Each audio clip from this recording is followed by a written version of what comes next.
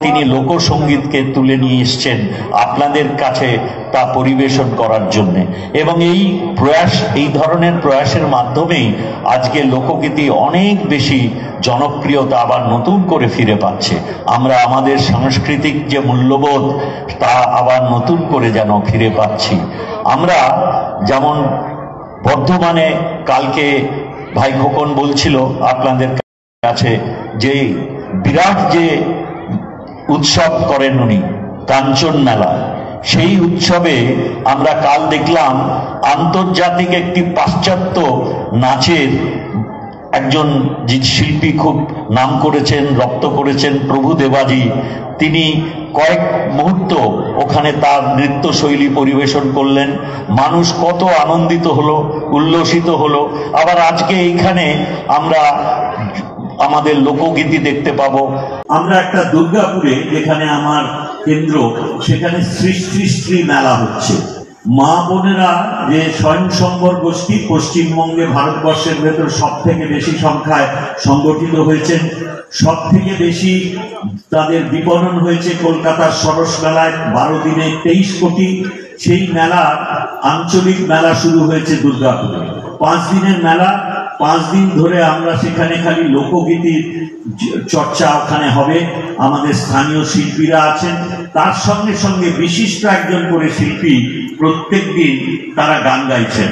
এবং আমরা একজন নতুন নাম করেছেন, আপনারা জানেন, কৌশালী ব্যানার্জি।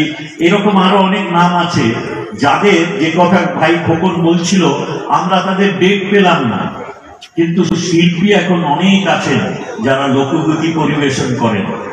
তো আমরা অন্যদের দিয়ে চালাচ্ছি। এটা ঠিক যে এই জনপ্রিয়তা যে লাভ করছে আপনাদের পৃষ্ঠপোষকতার মাধ্যমে, আর পরেশবাবুর মতন মানুষ যারা সমাজে তাদের দায়বদ্ধতা বিভিন্ন রূপে প্রকাশ করেন, এবং তাদের এই প্রয়াসের জন্য আমরা আমাদের ঐতিহ্যকে ধরে রাখতে পেরেছি, এবং তা আস্তে আস্তে আবার জনপ্রিয়তা লাভ করছে। বাংলা এইভাবেই তার সংস্কৃতি নিয়ে নিজেদের গর্ববোধ করে যাক। আমরা ভেবেছিলাম আমাদের রাজ্যের মাননীয় মুখ্যমন্ত্রী তিনি বারবার বলেন, এই কদিন আগেই বিধানসভায় বলেছিল যে আমাদের অনেকে সমালোচনা করে আমরা কেন এত মেলা করি, কেন আমরা এত খেলা নিয়ে মাতামাতি করি। সবই সমালোচনার ব্যাপার, কারণ কেন ক্লাবগুলোকে এত টাকা দেওয়া হয়। আজকে রাজ্যের মাননীয় মুখ্যমন্ত্রী বাংলায় একটা খেলার পরিবেশ ফিরিয়ে এনেছে। আপনারা জানেন, সবাই জানেন, বিভিন্ন ক্লাবকে অনুদানের টাকা দিয়ে আবার বাংলার ক্লাবগুলোকে জাগিয়ে তুলেছে। তেমনি তিনি গোটা বাংলা জুড়ে এই সময়, শীতের সময় দেখুন প্রতিটি জেলায় মেলা, এত মেলা হচ্ছে যে আমরা শিল্পী খুঁজে পাচ্ছি না। যারা কলকাতায় আমাদের কেউ গান করেন, কেউ চিত্র অভিনেতা, সবাইকে আমরা এখন খুঁজে পাওয়া যাচ্ছে না। জিজ্ঞাসা করলেই বলে আমার বুক আছে, আমার তো দাদা ডেটটাই, আমার পরপর 5 দিন 6 দিন বুকিং। এই মেলার জন্য আজকে রাজ্যের মাননীয় মুখ্যমন্ত্রীকে ধন্যবাদ জানাই। বিশেষ করে শিল্পী মহলের তারা সবাই ধন্যবাদ জানান যে মাননীয় মুখ্যমন্ত্রীর জন্য আমরা এই মেলাগুলোতে অংশগ্রহণ করে আমরা আমাদের পরিবারগুলোকে চালাতে পারছি। আজকে এত দোকান, আমরা করোনায় 2 বছর বিভিন্ন দোকানদাররা কি অসহায়ের মধ্যে ছিল আপনারা জানেন, মুখ্যমন্ত্রী তাদের অনেক অনুদানও দিয়েছে। সেই দোকানদাররা আজকে সারা মেলায় দোকান করে তারা বিক্রি করে তারপর তার পরিবারগুলোকে চালাচ্ছে। এক একটা মেলায় হাজার হাজার টাকা, কোটি টাকা তাদের বিক্রি হচ্ছে বিভিন্ন মেলাগুলোকে। এটা তো একটা অর্থনৈতিকের ব্যাপার। দুর্গাপুজোতে 300 কোটি টাকা মুখ্যমন্ত্রী সমস্ত পুজো কমিটিকে দান দিয়েছেন। 700 কোটি টাকার দুর্গাপূজায় বাজার হয়েছে বাংলায়। এটা একটা ব্যাপার না? এটা একটা অর্থনৈতিক ব্যাপার না? এত টাকা পয়সা লেনদেনের মধ্য দিয়ে চলছে। এইভাবেই মেলাকে তিনি বাংলায়, এইভাবে সারা রাজ্যের মেলাকে তিনি যেভাবে একদিকে সরকারি স্টল, সরকারি যারা উপভোক্তারা আছেন বিভিন্নভাবে তাদেরও যেমন সহযোগিতা করছে, এবং দোকানগুলোতে বিক্রি থেকে শুরু করে একটা নতুন আবরণ এই সময় শীতের সময় গোটা বাংলা জুড়ে চলে। সারা বাংলায় হাজার হাজার মেলা, ছোট থেকে বড় মেলা করে একটা নতুন আনন্দের উপভোগ মুখ্যমন্ত্রী করেছেন।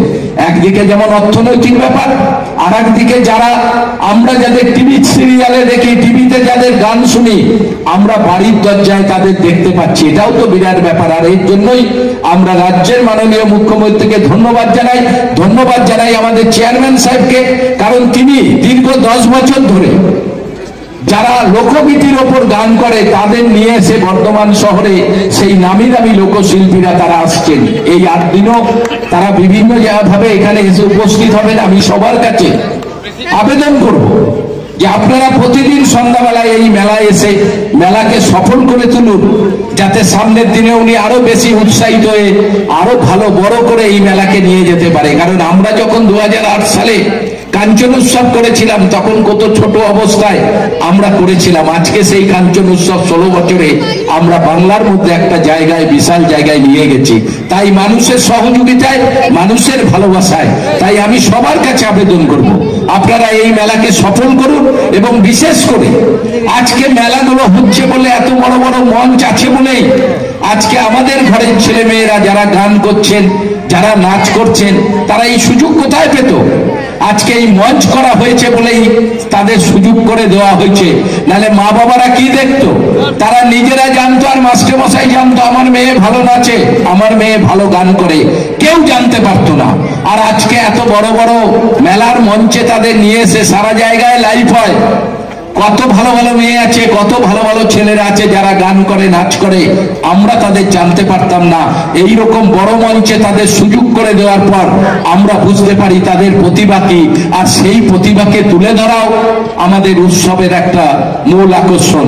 তাই আমি সবাইকে বলবো, আমার অনেক বয়োজ্যেষ্ঠ গুণীজনেরা এখানে রয়েছেন, আপনারাও রয়েছেন, আমি সবাইকে আমার শুভেচ্ছা, ভালোবাসা জানাই। সবাই ভালো থাকবেন। নমস্কার।